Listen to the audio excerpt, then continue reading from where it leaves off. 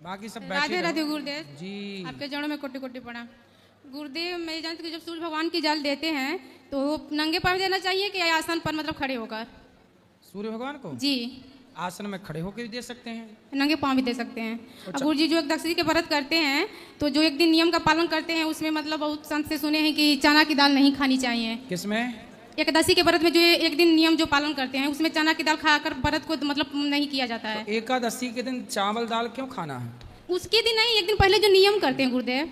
नहीं, नियम में चावल की परहेज है, बाकी तो ठीक है। दाल मतलब चने नहीं खा सकते हैं। हाँ। और गुरुदेव एक बात और सुने हैं कि मतलब जो मंत्र लिए होते हैं वो तेरही उरही में भोजन नहीं करते। मतलब भाई मंत्र लिए हो तो मंत्र का जाप करो। तेरहवीं में किसी की परिवार में है, रिश्ते में है, तो व्यवहार निभाने तो जाना आना ही जी पड़ता जी है। जी खाओ भले ना। जी। वैसे भी तेरहवीं का भोजन लोग खाते हैं, कुछ लोग नहीं खाते। तो गुरुदेव तुलसी का माला मतलब धारण कर कर खाएं या उतार कर? नहीं नहीं, धारण तो कर सकते हैं। अच्छा। और गुरुदेव मैं ये जानना चाहती हूँ कि जैसे रिश्तेदारी में मतलब आज लोग बोलते हैं कि जैसा खाओ वन वैसा रहे मन, लेकिन रिश्तेदारी में गुरुदेव हर लोग मतलब मांस मछली खाते हैं, वहाँ क्या जाना सही है? नहीं, मांस खाते हैं वो अलग विषय है, पर व्यवहार तो है तो निभाना पड़ेगा।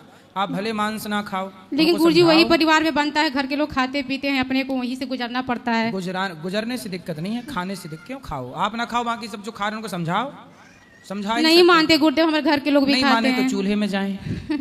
भोगेंगे अपना कर्म दंड, कौन करे फिर? लोग समझाते समझाते मैं परिवार को भी थके, लेकिन लोग मानते ही नहीं गुरुदेव। फिर जब ईश्वर की लाठियां पड़ती हैं तब अक्कल आएगी, कोई दिक्कत नहीं। मैं गुरुदेव किराए के रूम पर रहती हूँ, तो जैसे मैं लड्डू गोपाल के रखी हूँ तो गुरुदेव क्या होता है एक ही जगह से मतलब कि वो लोग मुर्गा मछली वहीं धुलते हैं बनाते हैं, वहाँ से मैं पानी लेकर भगवान की पूजा पाठ करती हूँ, खाना बनाती हूँ, कोई मेरे दोस्त तो नहीं आपके परिवार में ही खाते हैं? आपकी सास वास तो नहीं खाती? सब सास नहीं खाती, ससुर देवर सभी लोग खाते हैं। पति?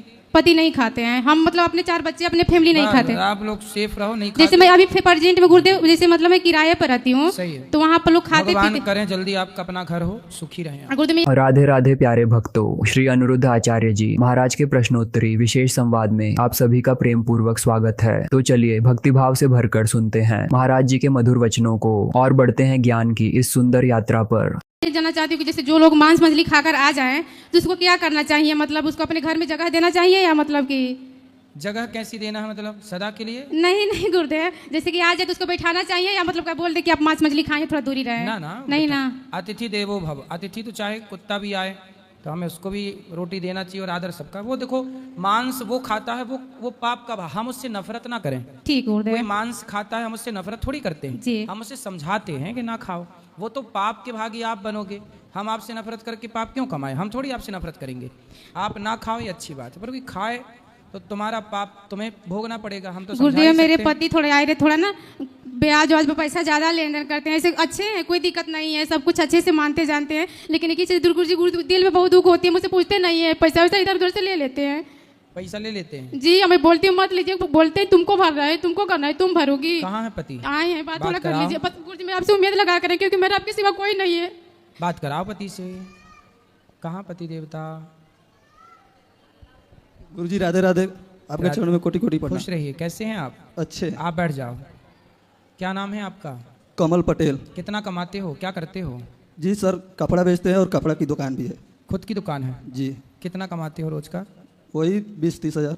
तो क्यों कर्जा लेते हो आप? सर पहले घर का आदमी साथ नहीं दिया तो हम इसलिए जो ये किस्त पर नहीं चलता है पैसा, वही काट कर दुकान खोले हैं और आधा भर चुके हैं। तो दुकान मतलब आपकी जो है वो आपने अपने नाम पे कर ली? जी। तो उसको आपने बैंक से लिया था लोन लेके? नहीं नहीं, किस्त पर जो समूह वाला।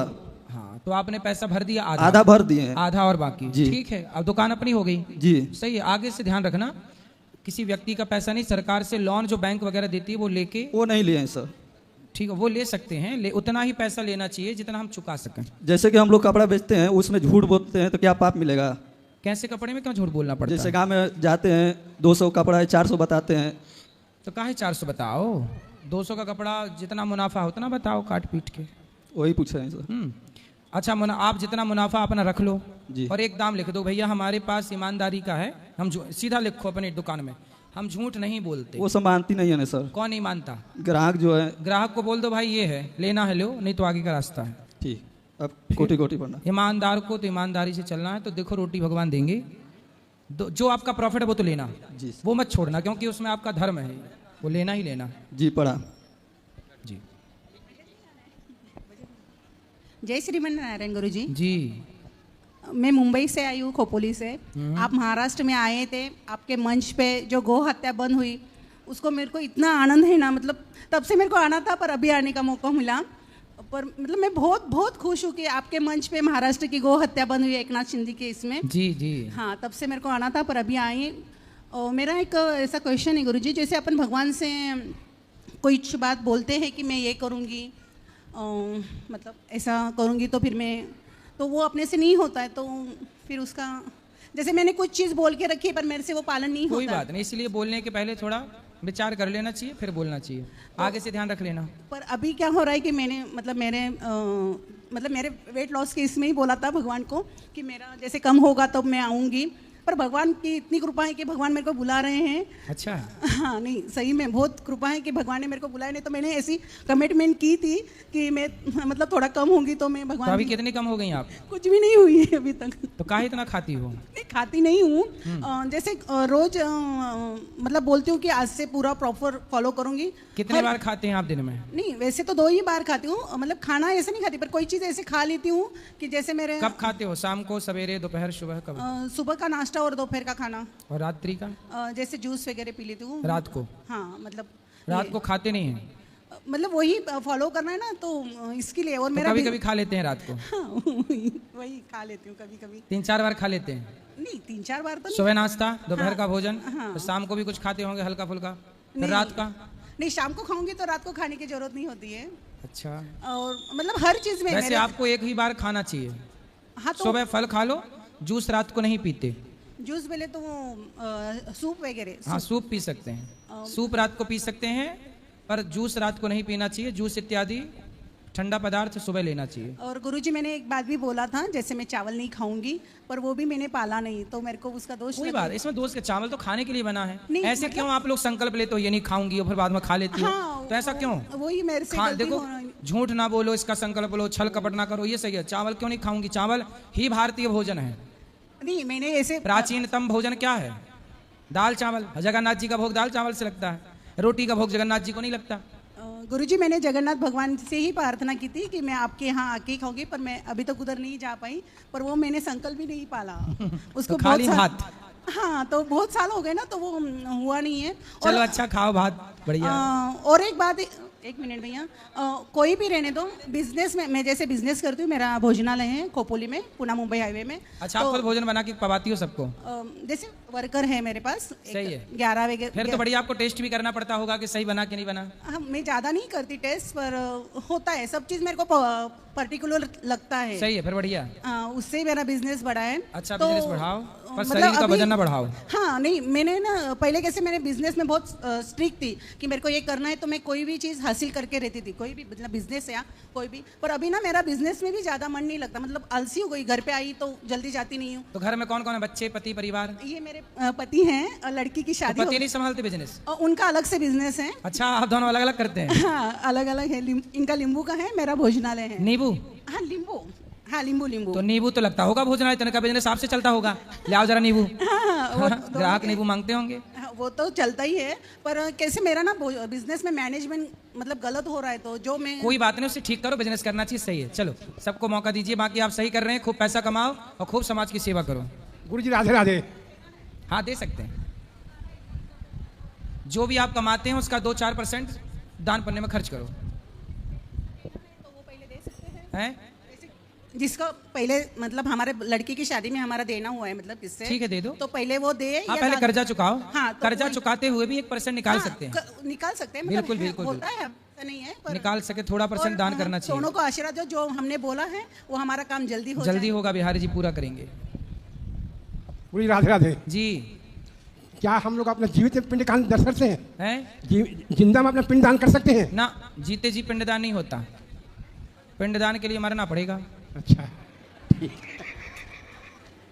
तो आपको क्यों करना है जीते जी अपना? मन है करने का, तो अरे उसके लिए मरना पड़ेगा फिर। करना पड़ेगा। पर अभी तो रहो जिंदा, काहे जल्दी है मरने की?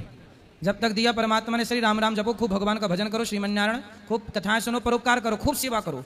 मर तो है ही जाएंगे, कौन से अमर होके आए हैं अपन लोग। तो आपको बहुत जल्दी है, काहे पिंडदान की पड़ी है आपको? नहीं, क्वेश्चन था, पूछा मैंने कि अच्छा। कर सकते हैं क्या करके। जीते जी नहीं होता, सन्यासी अपना पिंडदान करता है, यदि आप संन्यास लेंगे तो पिंडदान हो जाएगा। तो सन्यासी बन जाए। क्या नाम है आपका? शिव कुमार हरिहरनो। पूरा? शिव कुमार हरिहरनो।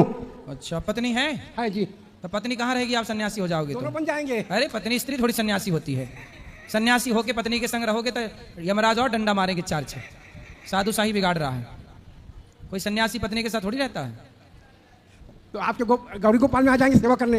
हाँ सेवा करो। बच्चे कहाँ हैं? बच्चे घर में।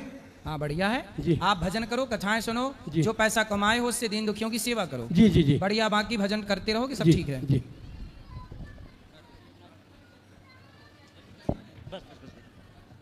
राधे राधे महाराज जी। जी कहाँ से आई हो मैया? कानपुर से मैया आई। ये काय के लिए दे रही हो?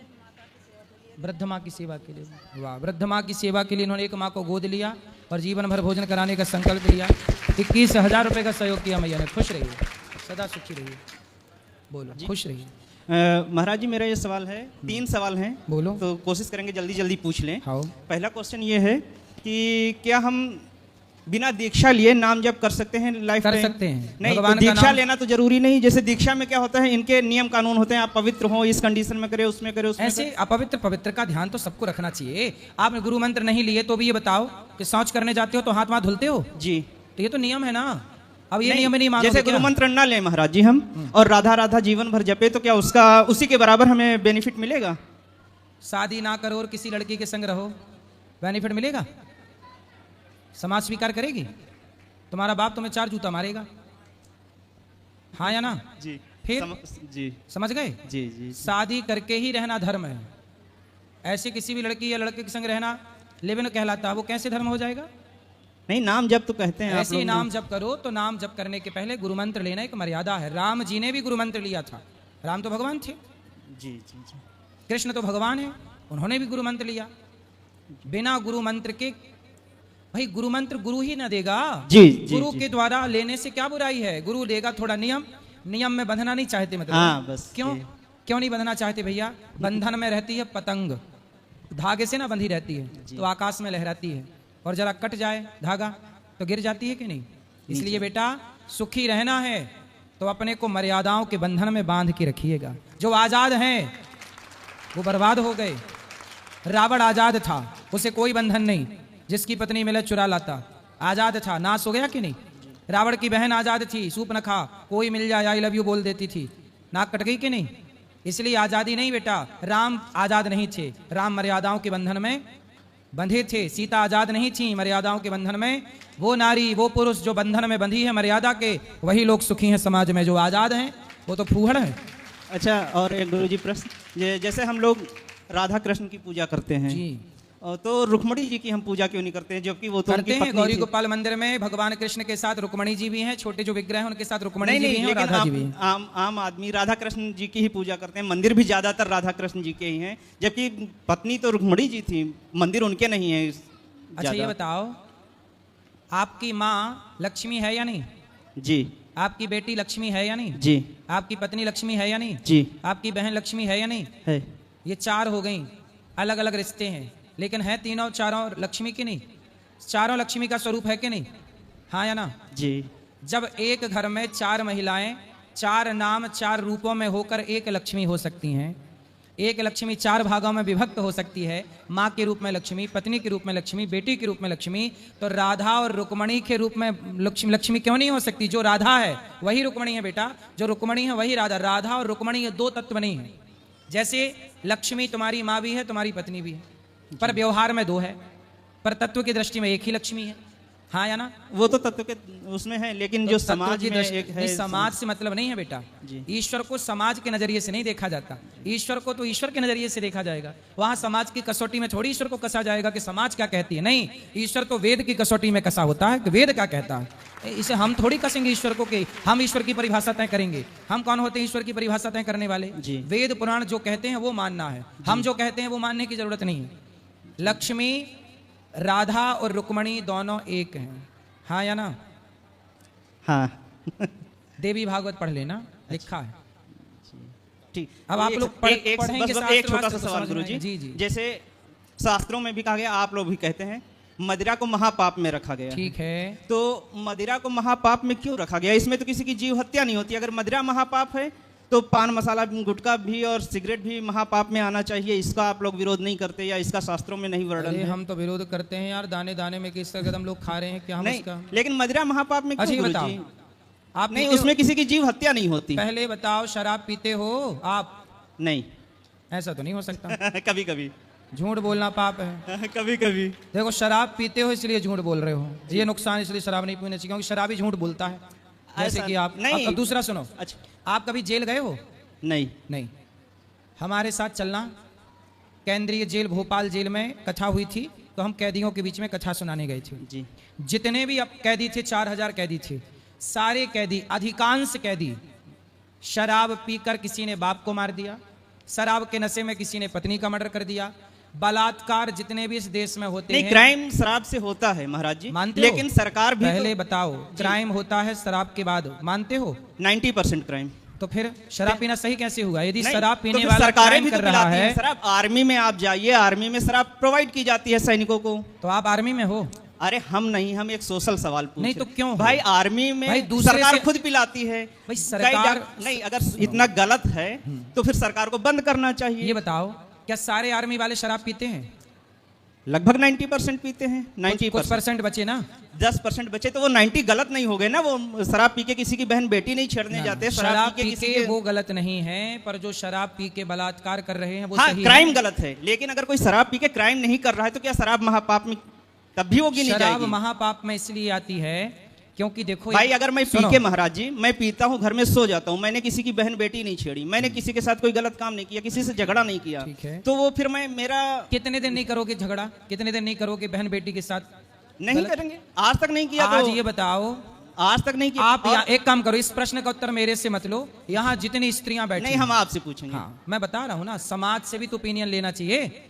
आप बताओ, जितनी स्त्रियां यहाँ बैठी हैं या जितनी स्त्रियां इस वीडियो को देख रही हैं, बताओ, आप स्त्रियों से पूछना कि स्त्रियां अपने पति के शराब पीने से प्रताड़ित हैं, दुखी हैं या नहीं। कोई स्त्री कह दे कि मैं अपने पति के शराब पीने से बहुत खुश हूं, और तो फिर मैं महाराज आपको जी, लाइसेंस दे दूंगा। कोई पुरुष तो मिस्त्री के बिना पिए पुरुष प्रताड़ित है, उसका क्या? मिस्त्रियां नहीं पीती हैं तो आज कोई ड्रम में कैद है, तो कोई कहीं, आप उनका ट्रैक क्या? चेंज कर दिए। ट्रैक नहीं, बात शराब की चल रही थी। शराब पर ही तुम कोई ड्रम- बिना पिए क्राइम करता है, कोई पी के भी बेटा, क्राइम नहीं वो करता है देखो, महाराज वो जी। अलग केस है। वो जो वही- केस है वो पराये मर्द के कारण होता है। जितने भी पुरुष ड्रम में गए या खाई से ढकेले गए, ये पराये पुरुष के कारण। उन स्त्रियों का पराये मर्दों से चक्कर था, तो पराये मर्द के चक्कर में अपने मर्द को मार दिया। वो केस अलग है, वो पर स्त्री पर पुरुष वाला केस चला गया। आप बात कर रहे हो शराब की, तो शराब की बात करो तो शराब की बात करो। आप जो केस पे चले गए वो पराई नारी पराई पुरुष वाला चक्कर था, इसलिए ना वो ड्रम वाला केस क्यों हुआ? पराई मर्द के चक्कर में। ये हनीमून वाली घटना क्यों हो गई? पराई मर्द से उसका चक्कर था। छोड़ो, आपको बात करनी है शराब की। जी। एक छोटा उदाहरण मैं आपको देता हूं,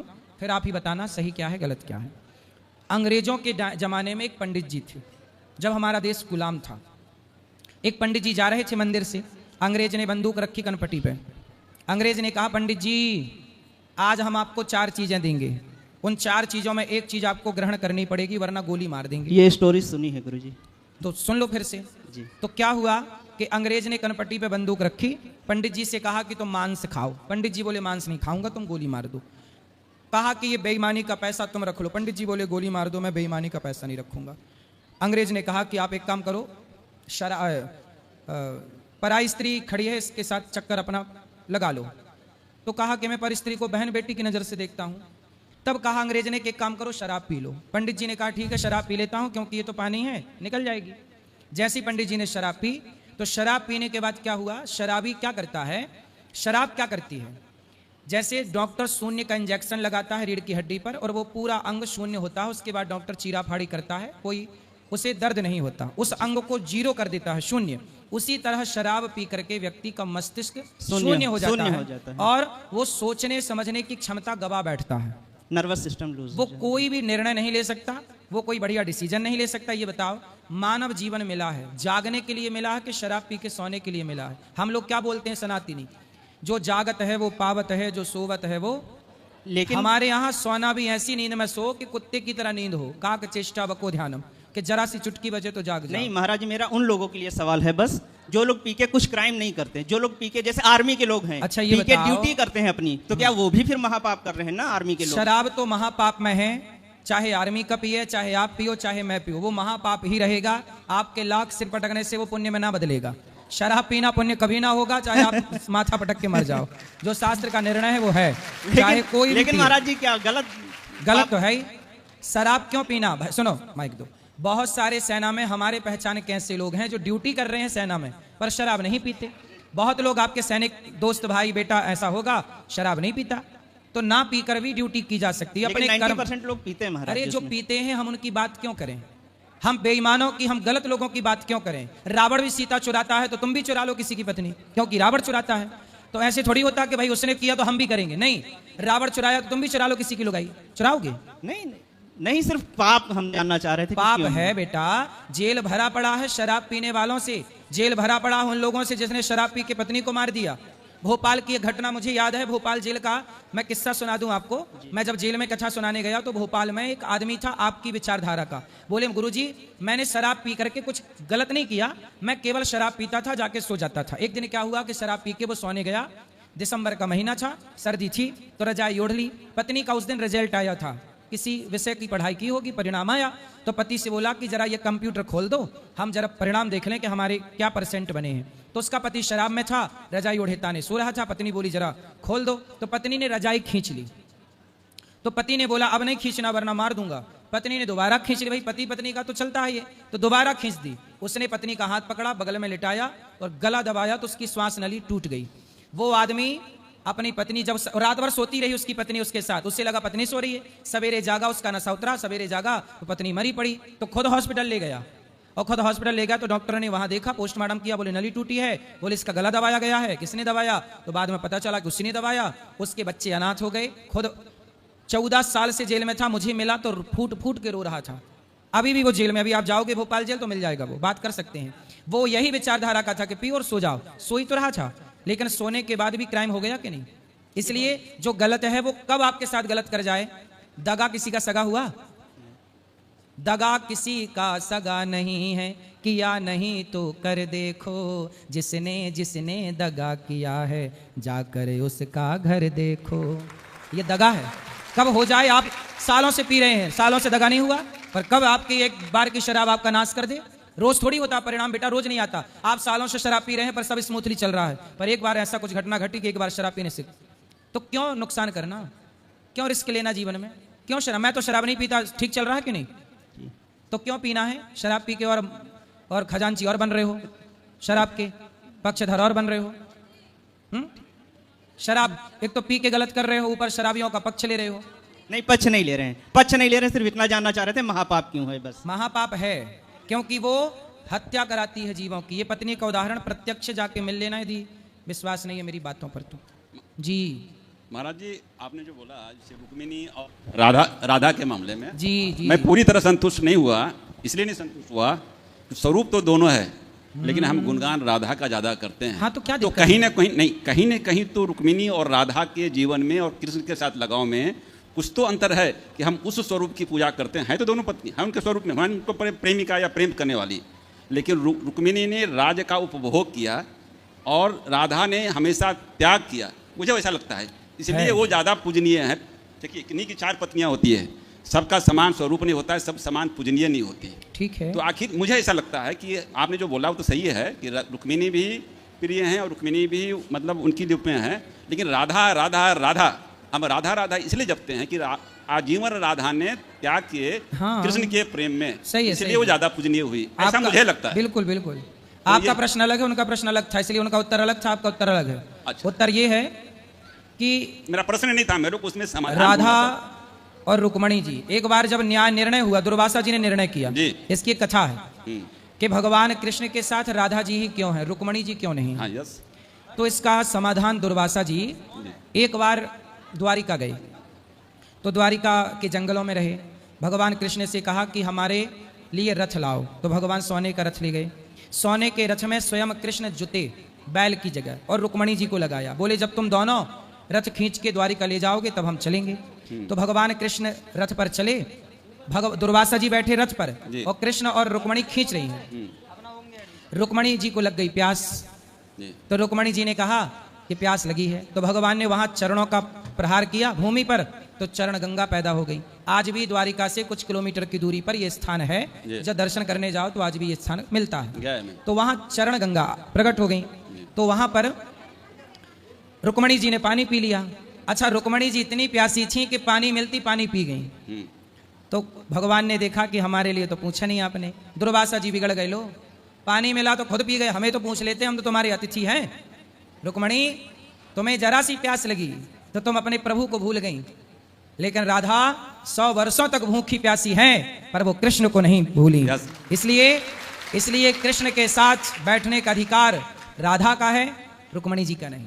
यस, यही मेरा प्रश्न था कि सब तो 4 हैं, लेकिन 4 से दूसरा एक चीज और। इसलिए राधा रानी का पलड़ा सबसे भारी है। यस, दूसरा महाराज जी, 1 मिनट। दूसरा महाराज जी, जिसे ये बोल रहे थे शराब की बात में, शराब में इन्होंने क्या तुलना की आर्मी के लोगों का। जी। जो आर्मी के लोगों का समर्पण है, जो अकेलापन है, जो मतलब मोर्चे पर रहते हैं, जिसके कारण हम शांति से हैं, क्या हम वो कर्म करते हैं? क्या हम क्या वो एग्जर्शन करते हैं? सही है। तो उनके दिनचर्या के लिए आवश्यक होता है रिलैक्स होने के लिए। जी, हम जी। उसकी तुलना हम साधारण आदमी ये नहीं कर सकते कि हमें भी शराब का उपयोग करना चाहिए, जी, जी। क्योंकि आर्मी वाले पीते हैं या आर्मी वाले को सरकार मुहैया कराती है, जी। वहाँ पर वैध है ऑलमोस्ट। हाँ, तो ये चीजें वो राजधर्म निभा रहे हैं। हाँ, या वो राजधर्म है, जी। इसलिए सेना राजा के अधीन होती है, और राजा जो से खिलाए पिलाए उसे खाना उसकी मजबूरी है। नहीं, उनके तो कार्यशैली है, उनका जिस तरह से सही है। वातावरण, जिस तरह से रहना सहना है, वहाँ पर आवश्यक भी हो जाता है उनके लिए थोड़ा अब ये बहुत बात ये लोग नहीं समझते ना, ये बात तो समझदार ही समझता है, सब अच्छा, लोग समझते नहीं। अच्छा, शराब- सब लोग क्या है, सबसे अपनी तुलना करने लग जाते हैं। शराब में जो है, शराब में तो एक अपव्यय होते हैं पैसे के, दूसरे शरीर का भी छीनता होता है। तो कभी भी ठीक है, हम कुछ भी ना करें तो ये 2 चीज का तो नुकसान करेंगे ही करेंगे। सही है। इसमें तो 2 चीजों को नुकसान ना करेंगे, ऐसा तो है शराब पीने से स्वास्थ्य भी बिगड़ेगा, 2 चीजों को नुकसान और करेंगे, अगर पैसा आप- भी बिगड़ेगा। दोनों चीज बिगड़ेगा तो घर बिगड़ेगा, ये है। ठीक है। प्रणाम गुरुजी। जी। जी, मेरा नाम सरिता राठौर है। माइक पास में लो। मेरा नाम सरिता राठौर है जी। मैं कानपुर देहात की रहने वाली हूँ। ये मेरी बेटी है गुरुजी। हम लोग इससे पहले भी आपके पास आए थे। हम लोग बहुत परेशान हैं। आज से मेरी शादी के 25 साल हो गए हैं, और मेरी बेटी की बहुत तमन्ना थी कि मैं पढ़ लिख कर कुछ बनूं। मेरा परिवार इतना गंदा ससुराल का मिला है कि मेरे बेटे को 3 साल जब छोटा था तो ले लिया गया था, और बेटी को 4 साल की थी, मुझे दे के निकाल दिया गया था। और मेरे ससुराल पक्ष में सिर्फ मुझे बदनामी मिली है, मैं उसको रखे, यही सब गंदी बातें। लेकिन मैंने अपनी आत्मा से ये समझ लीजिए, ये सोच लिया था कि ईश्वर ने हमको ज़मीन पे भेजा है तो एक ज़िंदगी ऐसी सही।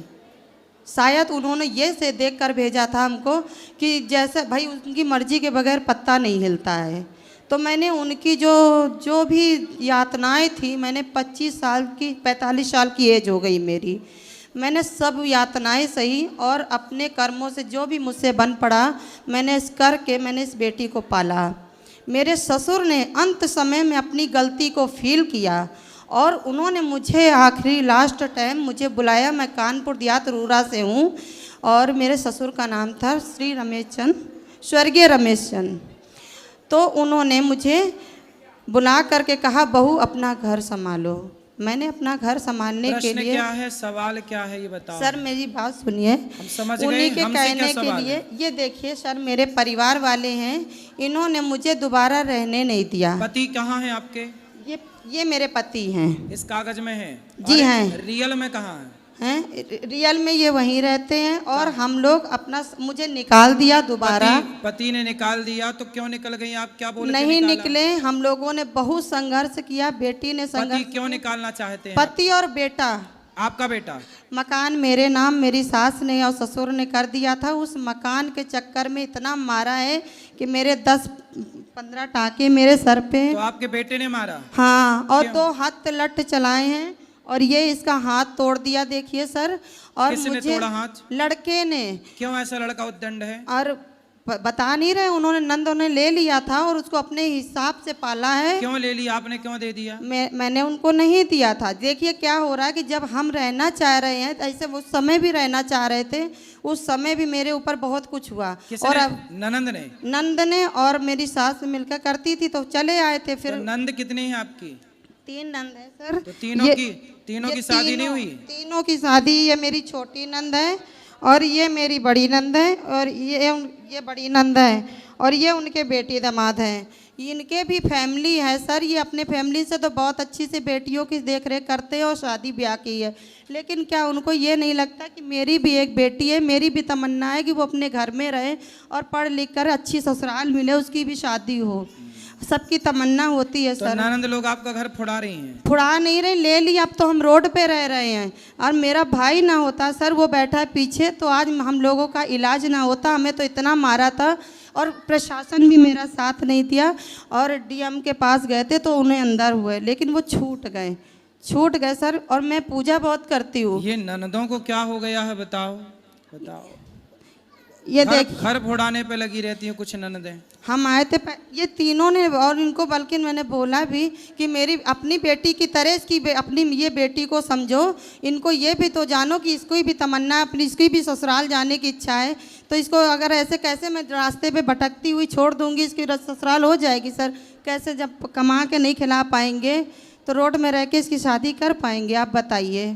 भले ना वो हमें लड़के को समझाओ, पुत्र को समझाओ सर, नहीं 25 सालों पे नहीं समझा पाए। इसकी हमारी एक बात समझिए सर कि हमने ये जो लड्डू गोपाल हैं, हम उनकी सेवा करते हैं। मेरा सामान तक नहीं उठाने दिया, सामान उठाने गए थे तो इतना मारा हम लोगों को कि घर के अंदर, और कहते दुनिया वालों से ये रहती नहीं है घर में, इसीलिए मैंने लाइव आए कि मैं रहती ना होती तो वहाँ आती क्यों मुझे। और अगल बगल के जो इच्छाराम दुबे हैं और गपवंत तिवारी हैं, ये मोहल्ले के लोग हैं, सामने एक बागेश्वर धाम से जुड़े हुए हैं, बोर्ड बागेश्वर का लड़का लगाए हुए हैं, लेकिन इतना दंड कमाता है कि उसने मेरे लड़के के साथ मिलकर बहुत कुछ किया। मोहल्ले वालों ने एका करके, मतलब कि तुम आने नहीं देंगे, यहीं मिट्टी कर दो और हम लोग गवाही दे देंगे पुलिस वालों को, मर गई होगी कैसे भी। ऐसे मोहल्ले वालों ने इसको उठवाने। बेटी से बात कराओ जी, लीजिए बात। राधे राधे गुरुजी। राधे राधे। किसने मारा आपको? सर भैया ने मारा था। हम लोग गए थे अरे वो अभी अप्रैल में गए थे हम लोग सामान उठाने के लिए, सिर्फ अपना सामान लेने गए थे क्योंकि हम लोग रोड पे रह रहे थे। और जैसे ही हम लोगों ने घर में एंट्री करी, मोहल्ले वालों ने, किसी ने हम लोगों को स्टेशन पे देख लिया होगा, उन्होंने घर में इन्फॉर्म कर दिया। बाहर भाई तुरंत ही तैयार बैठा हुआ था, उसने नट उठाए और हम लोगों को मारता हुआ बाहर तक, मतलब। तो आपका भाई ऐसा क्यों है कि आपको मारता है? सर अभी तक हम लोग सही से 4 सालों से रह रहे थे। हम आपको बताएं कि मतलब बुआ और दादी ने पहले निकाल दिया था, लेकिन जैसा कि मम्मी ने बताया कि पापा ने मेरे बुला लिया था, फिर दादी भी एक्सपायर हो गई। फिर हम लोग 4 सालों से घर में अच्छे से रहे, बल्कि हम लोग बहुत अच्छे से रह रहे थे। लेकिन अभी ये जो लास्ट वाला रक्षाबंधन गया है, इसमें मेरी बुआ आई थी छोटी वाली, जिनका नाम है पम्मी राठौर, उनकी शादी झींझक में हुई है। वो जब से आई थी और उसी तो के आई थी तो आके गई नहीं? सुनिए गुरुजी, बता रही हूँ कि उसके 15 दिन बाद से मेरे पापा और भाई उन्हीं के घर जाके रहने लगे।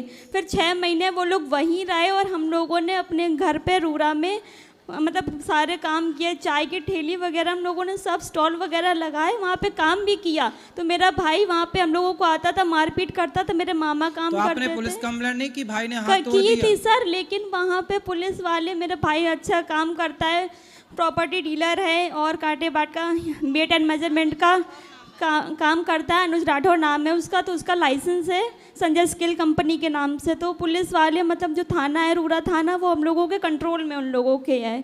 तो वहाँ पे कुछ हुआ नहीं। फिर जब हम लोग गए थे घर पे, तो हम लोगों को जब मारा गया तो हम लोगों ने लोकल पुलिस थाने से कुछ नहीं किया। मम्मी तो ऐसे ही मतलब ऐसी कम गंभीर अवस्था में डीएम के गई थी। हम लोगों का वो लगता है अकबरपुर, क्या लगता है, ठीक है, माती अकबरपुर में गए थे तो सर उन्होंने मेरी मदद की, उन लोगों को अंदर किया।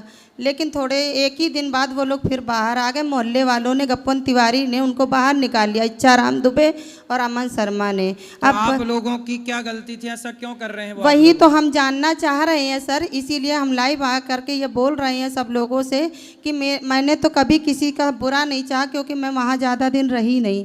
फिर मुझसे छोड़िए, चलिए मुझसे दुश्मनी है, पर ये लोग बहुत मानते, बागेश्वर को मानते हैं, पूजा बहुत भी करते हैं, सूरज देव को जल देते हैं। इतनी पूजा पाठ करते हुए भी एक लड़की की तरफ नहीं उन्होंने देखा कि आखिर उस लड़की का क्या कसूर है, और वो उसका भी हक है अपने घर में रहने के। मेरे से क्या प्रश्न करना है? कोई सर ये हम पूछ रहे हैं कि मेरा सामान बाहर नहीं आया लड्डू गोपाल का, तो मैंने फिर से यहाँ से लड्डू गोपाल लिए हैं। सही है, ले लो, पूजा करो, कोई इनकी बुद्धि समय के साथ ठीक होगी, और ननंद को भगवान देंगे उसको दंड, यदि उसने फोड़ाई है घर तो, कि जो किसी का घर फोड़ाता है, जो किसी का घर तोड़ता है, भगवान कहते हैं कि तुमने किसी के घर में आग लगाई तो फिर तुम अपने घर को बचाना पाओगे। भैया मेरा ये भाई है, इसकी वजह से आज हम जिंदा बैठे। भैया आपका ख्याल रखेंगे, आगे भी रखेंगे, और घर में सब ठीक होगा धीरे धीरे। धन्यवाद। पति बच्चों को कभी ले आना हमारे पास। वो अब हम बेटे की मानते हैं, हमारी नहीं मानते। अगर हमारी मानते होते तो वो सद रास्ते पे चलते। आएंगे आएंगे, चिंता ना करो। गुरुजी आपके चरणों मेरे सत प्रणाम। खुश रहिए, खुश रहिए।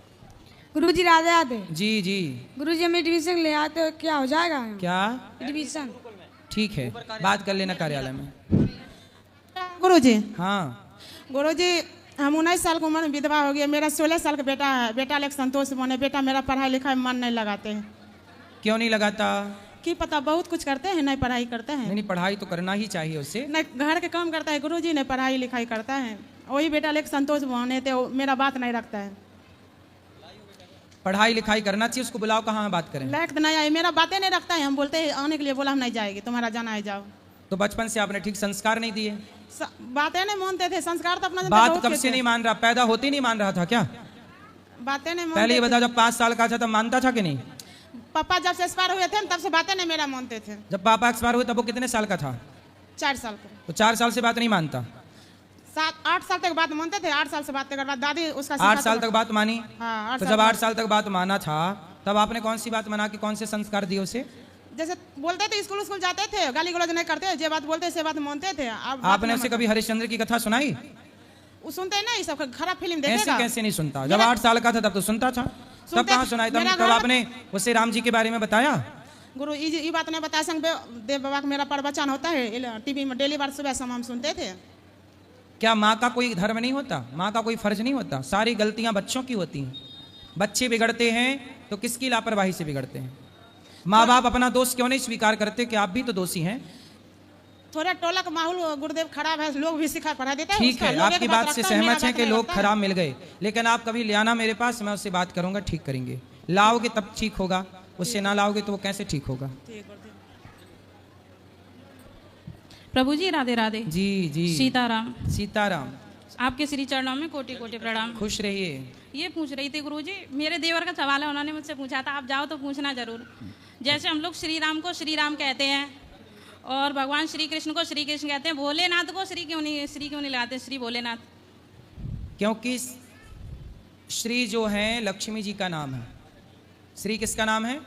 लक्ष्मी जी का। लक्ष्मी, और लक्ष्मी नारायण की पत्नी है। तो राम के संग श्री लगता है क्योंकि सीता जी लक्ष्मी है। कृष्ण के संग श्री लगता है क्योंकि राधा जी लक्ष्मी है। पर भोलेनाथ श्री के पुत्र हैं। पुत्र। भोलेनाथ श्री के कौन है?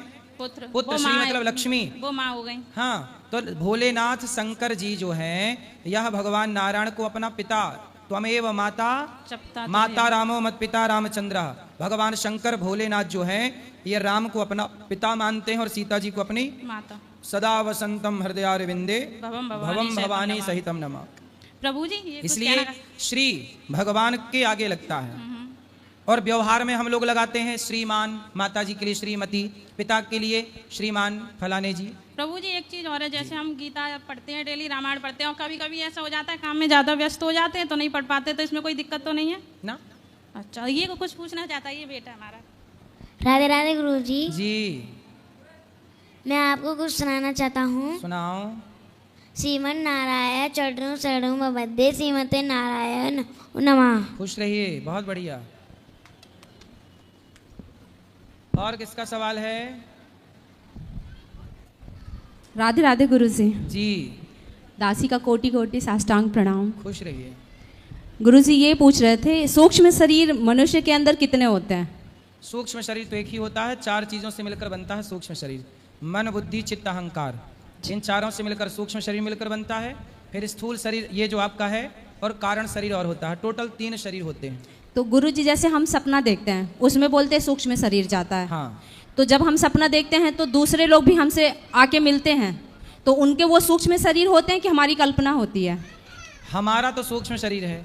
सपने में जो जो मिले वो सबका सूक्ष्म ही शरीर था, स्थूल तो था ही नहीं किसी का। तो जैसे हम सपना देख रहे हैं तो उसको तो अनुभव नहीं होता, जैसे उससे नहीं होता, वो दूसरा सपना देखता रहता है, वो अपना अलग देखे, पर हमें स्वप्न में वो दिखता है जी। क्योंकि हमारे मस्तिष्क में वो था किसी प्रकार से, तो वो हमारे सूक्ष्म शरीर ने उसे ग्रहण कर लिया। तो यानी वो सूक्ष्म शरीर उसका नहीं था, नहीं तो 2 हो जाते क्योंकि अलग अलग मिल रहे हैं। ऐसा है जी कि जब आप सपना देखते हैं तो सपने में कभी पहाड़ देखते हैं, नदी देखते हैं, इंसानों को देखते हैं, तो ये सारे लोग जो होते हैं, सपना हम वही देखते हैं जो हमारे साथ या हो चुका है या होगा जी। सपना कभी झूठा नहीं होता।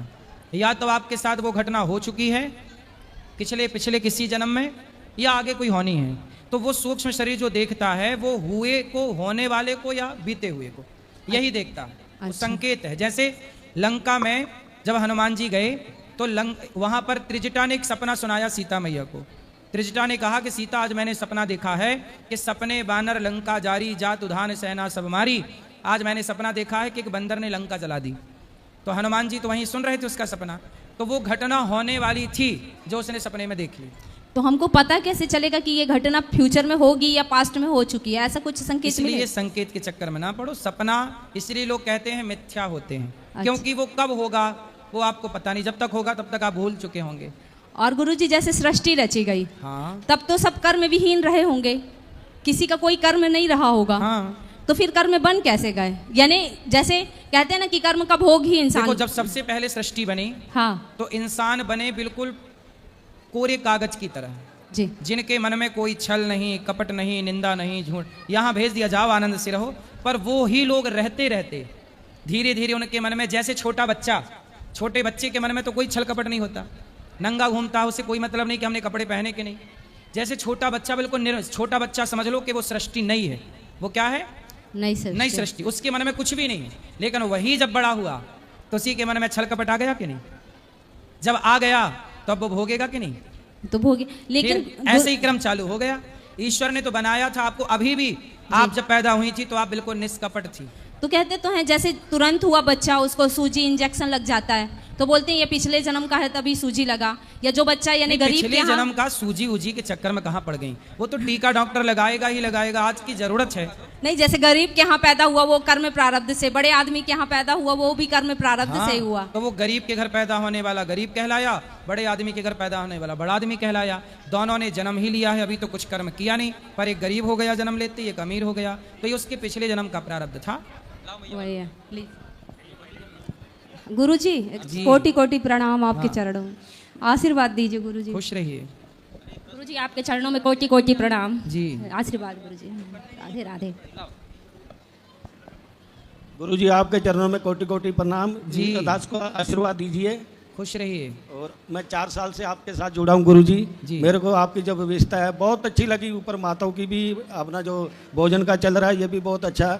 किसी टाइम भी रात को 11 बजे भी आ जाएं तो भोजन पूरा मिलता है किसी टाइम भी जी। और मैं 4 साल से जुड़ा हूँ। मेरे परिवार में बहुत खुशियाँ आई हैं और बच्चे इतने मतलब लायक बन गए हैं, बहुत ही मैं कुछ कह नहीं सकता।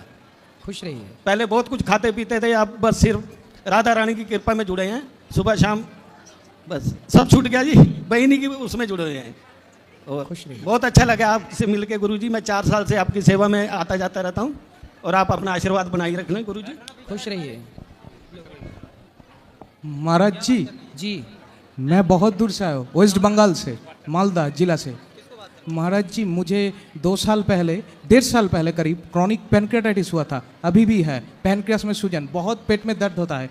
इसके कारण एमएससी के बाद मैंने मैथमेटिक्स में एमएससी किया है। उसके बाद हॉस्पिटल नर्सिंग होम के चक्कर काटते काटते मेरा पढ़ाई छूट गया है। अभी मैं पढ़ाई में कॉन्सेंट्रेट या फोकस नहीं कर पा रहा हूँ महाराज जी। मैं पीएचडी करना चाहता हूँ। मेरा मन हमेशा भयभीत शंकित रहता है। नहीं, भयभीत मत रहिए, पढ़ाई करिए और आप आयुर्वेद की तरफ चलिए। योग किया करिए, योग। योग करते हैं, योग। हाँ, योग करता हूँ। योग किया करिए, स्वस्थ हो जाएंगे। खान पान बेहतर करो और पढ़ाई करो मन लगा के। महाराज जी मुझे ये नहीं होता, मुझे शंकित रहता हूँ, माइंड कॉन्सेंट्रेट नहीं हो पाता। होगा, एक समय के बाद धीरे धीरे होगा, चिंता ना करिए। चलो अब जो सवाल रह गए हैं कल फिर प्रश्नोत्तरी होगी। आज के लिए इतना ही। सब जिनको मिलना है ऊपर आओ सब लोग।